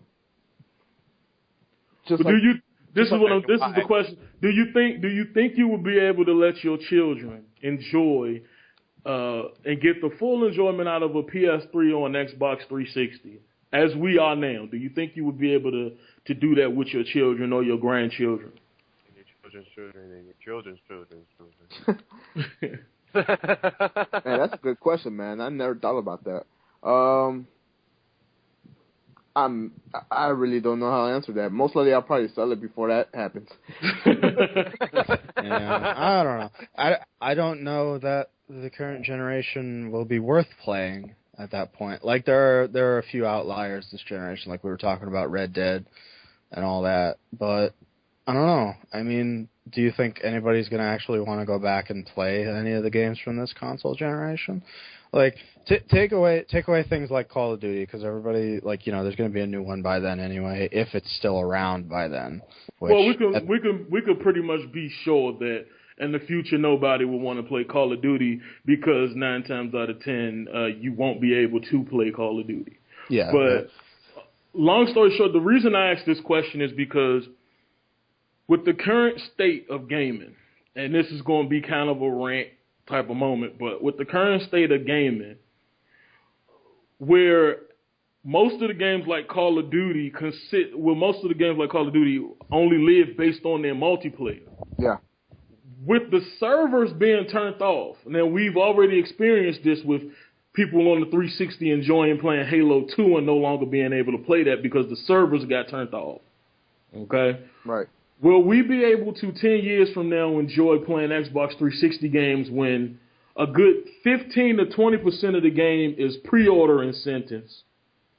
Another 20% is DLC, day one DLC. And another good 20% of it is multiplayer. And the servers are shut down. Will we be able to fully enjoy the games we have now, say 10 years from now? And a lot of people do this because I myself did this recently, a little bit before summer of last year. I went and I bought me an original Xbox because there was a couple games that I couldn't play on my 360 that I wanted to play. Okay? So you can emulate it on a PC? No, you couldn't. But it's a lot of people who do go back because they had games that they want to play again, but they can't play on the current systems. And there's no telling where consoles are going to be 10, 15 years from now. So you just might have to go back in time to play those games that you enjoy. There's still people buying Super Nintendos, Sega Genesis at this point in time. I mean, it depends on the game as well, man. It really depends on the game. What you mean? Well, just like how you said, if the game's based on multiplayer, if the server's down, then there's no point in having that game. But it's a lot of games that don't fully depend on multiplayer, but you won't be able to get the full experience of it because you can't actually get on the servers. Like the new game that just came out, Kingdom of Amalur, is one of those games where the game doesn't have online, but it has an online pass, where if you don't put the pass in, you will be missing X amount of missions that won't be playable until you put that code in. Wow. Well, if the servers are shut down, you won't be able to fully enjoy that game. Yeah, you're stuck. Same thing with Mass Effect.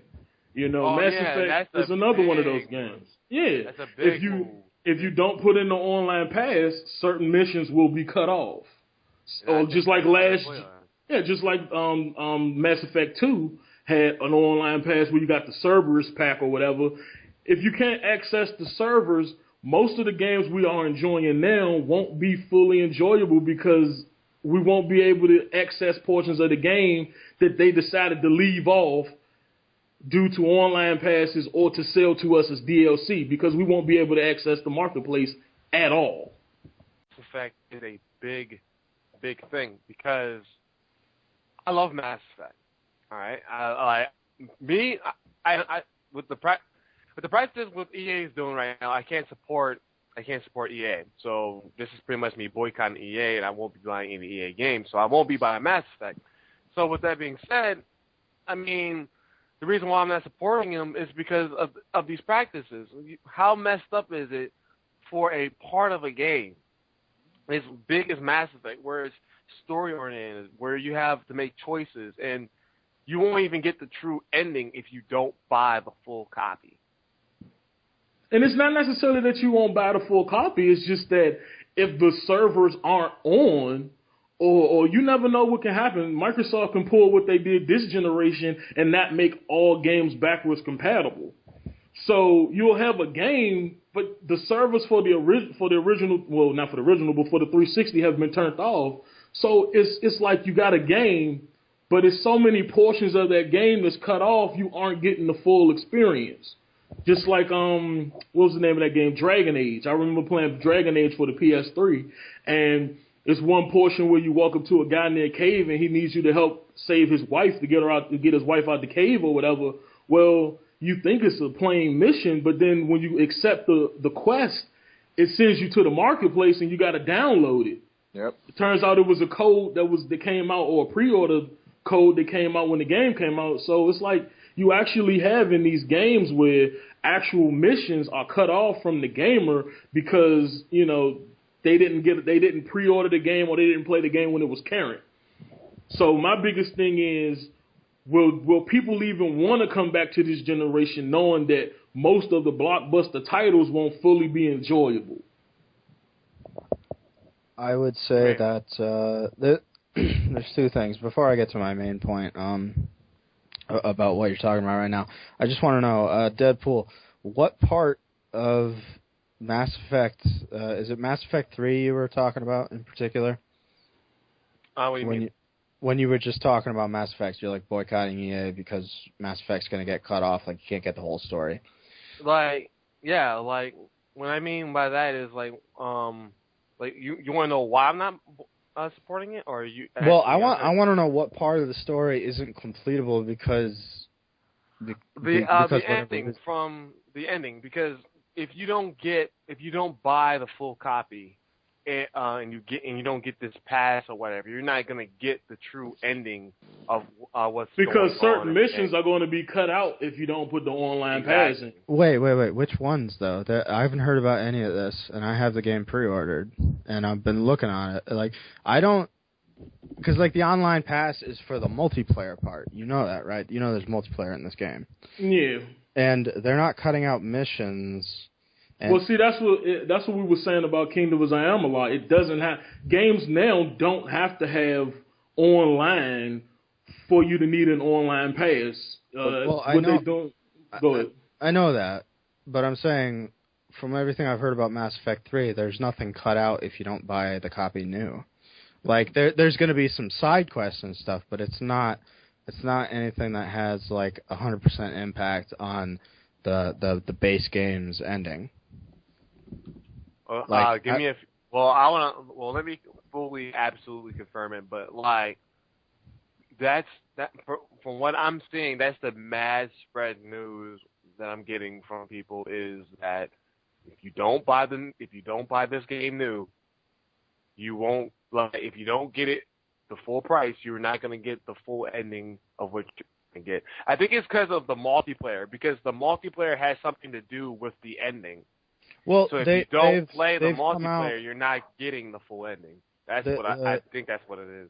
Guys from BioWare have come out and said, there was a guy in particular, I can't remember his name right now, but he said, look, we know that the multiplayer is going to make it easier to get the true ending, but there is a way to get the true ending without playing any of the multiplayer. We just put it in there to kind of speed up the process. So I think that's BS. I think that's utter BS because it should be the same equal thing.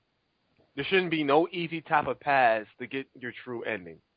Well, it's an outside thing. I mean, if you want to play the game, obviously you're going to play it in whatever way you want to do it, and you got to be able to, kind of like for example, when I played Mass Effect 2, I didn't realize that there was a specific way you had to do the ending in order to save everybody. And in order to do that, you had to do all kinds of extra stuff that was unnecessary if you just wanted to complete the game. Necessary. It was necessary, but if you just wanted to complete the game without having to worry about everybody surviving, you didn't have to do it.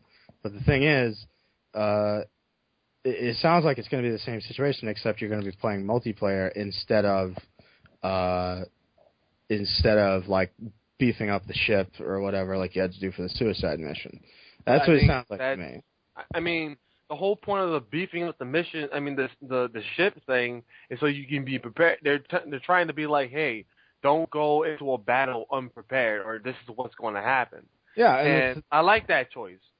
But what they're doing here is stupid. Like, I shouldn't have to rely on multiplayer to get a full ending. Well, that's what I'm saying. What if I didn't have online? You can still get the full ending. You just got to do a couple more things in the story to get that ending. But the it's not getting faster. That's not fair. Yeah, but it's not a necessary thing. You don't need to play the multiplayer to get the true ending. So if you don't need to do that, I don't mind doing a couple extra things just so I can get a good ending. You know what I mean? Because that means I'll get to play the game more. You know what I mean? And what's wrong with that? I mean, they could have did that before without the multiplayer. That's what I think. They could have, but they're just old gimmick. That's what I think. It is a gimmick, but it's not a gimmick that's going to ruin my enjoyment of the game. Let me just put it that way. So that's my 2 cents. Anyway, well, there we go. That's how we do it over here on Lords of Gaming. We got the positive and we got the negative. You can't have the yin without the yang. Message. Let's go. Okay, but yeah. So with that being said, was there anything else that you wanted to add to your topic? I mean, that's just it. I just wanted to put that out there, and I wanted to know. I really wanted to know what you guys thought about it. What you guys thought about, what I said. Go ahead. I mean, personally, you're right on because I feel with how these passes are getting done, how are you supposed to get full content of your game for the future? Like say, and I think that's utterly messed up, especially Kingdoms of Amalur, and I think it's going to be done a lot more. Where they're going to I think they did it with Rage too, didn't they? They did, yeah. And I think that's messed up. What if someone doesn't have the money to go out and get a new game and stuff like that? They should still. My thing is, everyone should have an equal gaming experience. No one should have the up and up, and I feel they're getting cheated out of their gaming experience with that nonsense. And not only that, but I had a friend whose account got hacked. Okay, and like a lot of the games he played had an online pass. Well, because his account got hacked, and he had to get an entirely new account. None of his DLC or his online passes worked on this new account. So that is another thing that kind of bothers me with this whole, online pass or this season pass stuff that's going on right now, or the day one DLC that people go out there and buy, because it's like, you don't have to necessarily, the servers don't necessarily have to be down or, for you to get shafted. It could still be this current gen and something happens and you just get totally locked out of stuff that you paid for. Yeah. And that's my biggest thing where my biggest thing personally is content being left off the disc and then being sold. Because all right, see now that I can get into that all day. Because what I'm saying is because later on down the road, I mean, I don't know about y'all, but I know about y'all. I'm not going to say I don't know about y'all, but I'm a true straight up gamer. Just because a game is old doesn't mean I won't play it. You know what I'm saying? And that won't mean I won't go back in time to play or enjoy it. So I look towards the future, and I honestly, can't see myself enjoying a lot of these big name games because, a lot of the crap is left off. Like Gears of War 3, for example. The day that game came out, they had like 2,400 Microsoft points worth of DLC the day the game came out. And I was like, wow, that's crazy. Well, most of that was like gun skins. It was unnecessary stuff, but I mean, I could see the same argument if it was like a mission. You know what I mean? And that does happen. That does happen with the current gen. Like, you'll get a game, like you guys were talking about, Kingdoms of Amalur, and you'll be locked out of some of that stuff if you don't have the online pass. And if the server is down and you can't buy the online pass because it's not there anymore, then you're screwed. Exactly. And that was the whole point of the argument. It's like a lot of this stuff and the thing that kills me is essentially when the stuff could pretty much be given away as an unlockable, like the gun skins on Gears of War.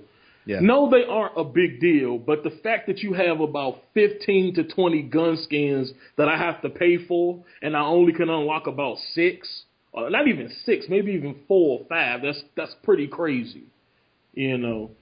But that whole DLC thing is a rant for another day. Yeah, I mean, all I'm going to say on that note is, especially in a fighting game, when you have characters that's already on a disc, and I have to pay for them, doesn't make sense to me. Yeah. Or the costumes. Yeah, we got into a debate with the costumes. Yeah, the costumes. I just look at it like this. You got to look at it like this.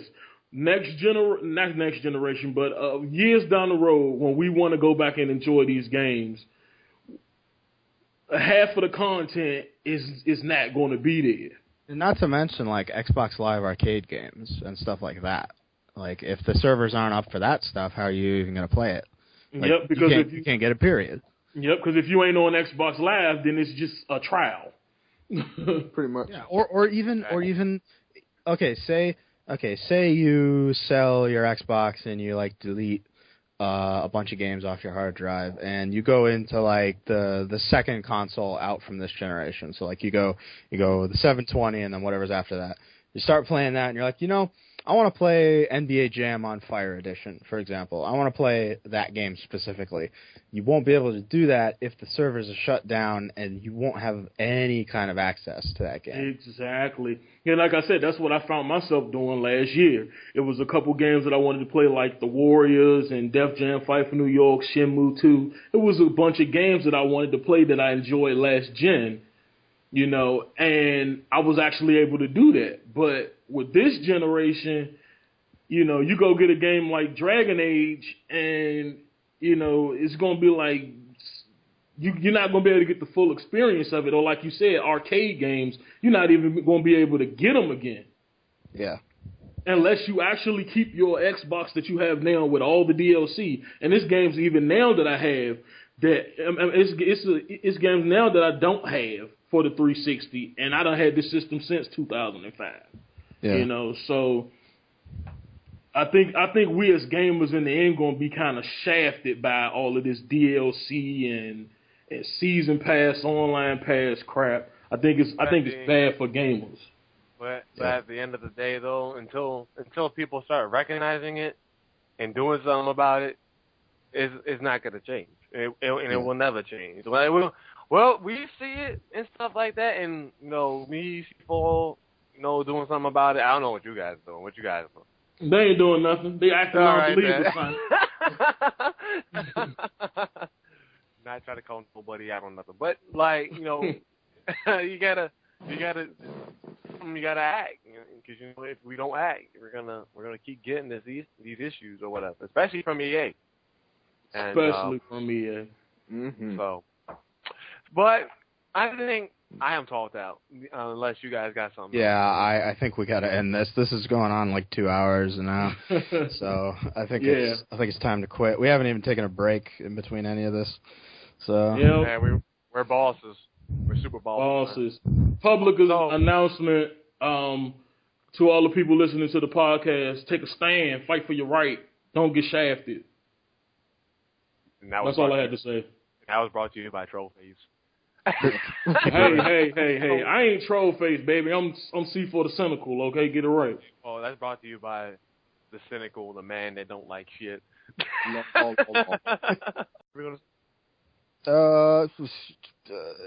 Hit me up on Xbox Live if you want. OO spaces in between the words and the O's. That rhymes, son. Do it again. That rhymes. No, I can't do it. That ain't right. No, but okay. So if you want to talk to me, I'm also on Giant Bomb under Greg D. Just look me up. 2 G's at the end of Greg. And that's about it. So also, I'm gonna try posting it on the forums over there. So if anybody wants to check it out, you can hit me up there. All right, Trollface. I know you've been kind of quiet, sort of, not really trolly today. I was expecting a lot more troll from you. Is there anything you want to say at the end? This is your chance to troll. Not much to say, man. My gamer tag is Franbiz, FRANBIZ. That's pretty much it. What about you guys? Are you serious right now?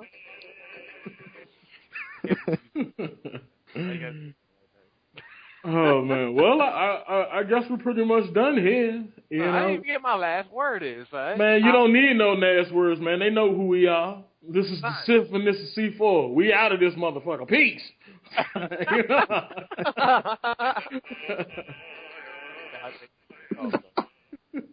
Hey, okay.